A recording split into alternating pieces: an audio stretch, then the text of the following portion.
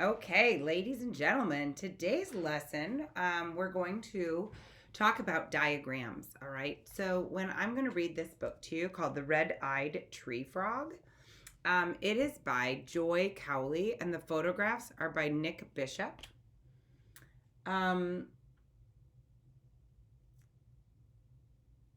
this author actually had some photographs that she had taken of along with Nick Bishop of this red-eyed tree frog, and her pictures were so great that she decided to write a book about it. All right, so we're going to get to listen to the story. Evening comes to the rainforest, and I'm going to read it like this because the pictures are so great and so big. It wakes up hungry. What will it eat? Here is an iguana. Frogs do not eat iguanas. Do iguanas eat frogs? The red-eyed tree frog does not wait to find out. Talk about a face-to-face meeting. It hops onto another branch. The frog is hungry, but it will not eat the ant. It will not eat the katydid. Will it eat the caterpillar? No, the caterpillar is poisonous, and that yellow stripe on its back tells everybody that it's poisonous. Something moves near the frog. Uh-oh. Something slips and slithers along a branch. It is a hungry boa snake.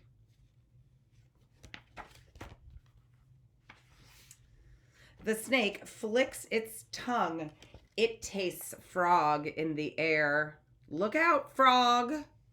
Oh my gosh, how scary. It's like licking its leg. That is how a snake smells. Jump! Isn't this an awesome picture?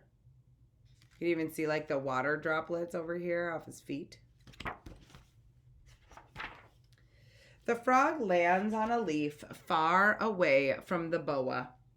What does the frog see on the leaf? A moth. Crunch, crunch, crunch. The tree frog is no longer hungry. It climbs onto a leaf. The red-eyed tree frog shuts its eyes and goes to sleep.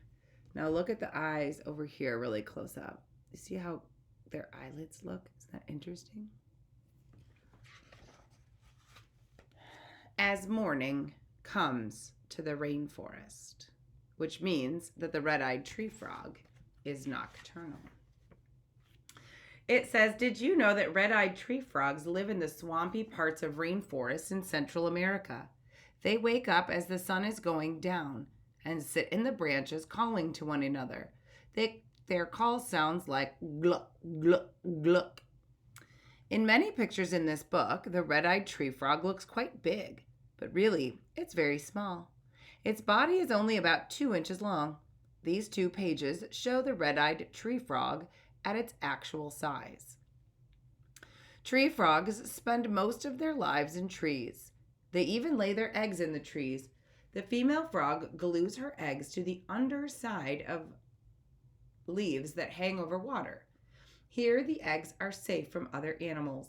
When the tadpoles hatch, they drop into the water, where they feed and grow until they turn into baby frogs. Then they are ready to leave the water and climb up nearby plants. Special suckers on the tree frog's toes help it climb and cling to leaves, and you can see those, especially on this front cover picture. The red-eyed tree frog also has large eyes to help it see in the dark and look for food. It likes to eat insects, but it has to be very careful. Many insects in the rainforest can defend themselves against hungry animals like frogs. Ants can bite, so they are best left alone.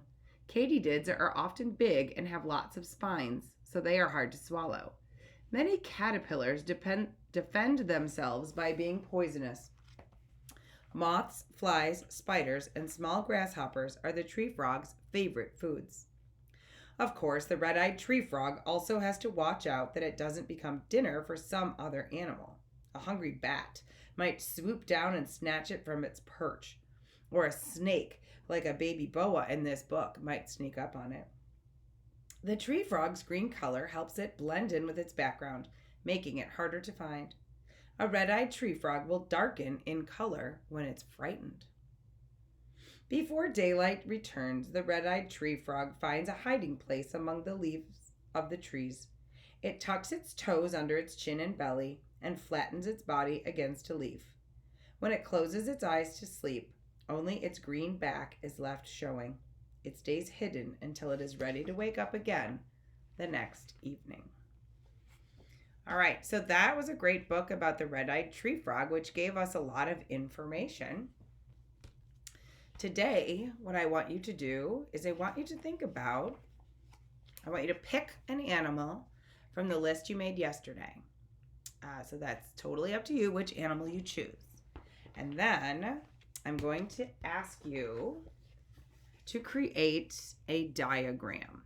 Okay, so you can see that this is a beetle and they have labeled as many parts of the beetle as they can.